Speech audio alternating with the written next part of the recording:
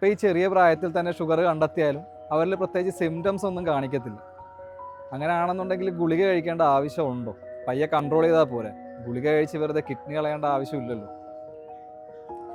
Sugar മൂലമാണ് നമ്മുടെ kidney തകരാറിലാകുന്നത്, അല്ലാണ്ട് ഷുഗറിന് കഴിക്കുന്ന മരുന്ന് മൂലമല്ല നമ്മുടെ കിഡ്നി തകരാറിലാകുന്നത്.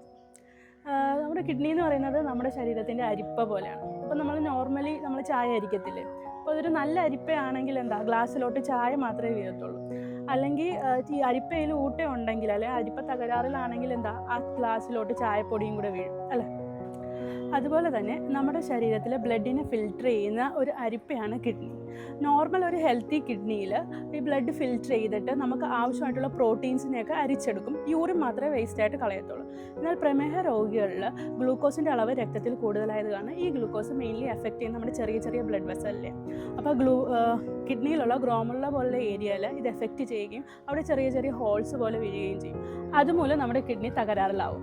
നമ്മൾ പ്രമേഹത്തിന് വേണ്ടി കഴിക്കുന്ന പല മെഡിസിൻസും ആക്ച്വലി കിഡ്നി പ്രൊട്ടക്റ്റീവ് ആയിട്ടുള്ള മെഡിസിൻസ് തന്നെയാണ്. നമ്മൾ ഡയബറ്റീസ് കണ്ടുപിടിച്ചിട്ട് ആദ്യ വർഷങ്ങളിൽ തന്നെ നല്ല രീതിയിൽ കൺട്രോൾ ചെയ്യുവാണെങ്കിൽ നമ്മുടെ ഈ കോംപ്ലിക്കേഷൻസ് ഒക്കെ മാക്സിമം നമുക്ക് പ്രതിരോധിക്കാൻ വേണ്ടി പറ്റും. അതായത് നോർമൽ ആൾക്കാരുടെ അത്ര കോംപ്ലിക്കേഷൻസ് മാത്രമേ നല്ലവണ്ണം കൺട്രോൾ ചെയ്യുന്നവരിൽ കാണത്തുള്ളൂ.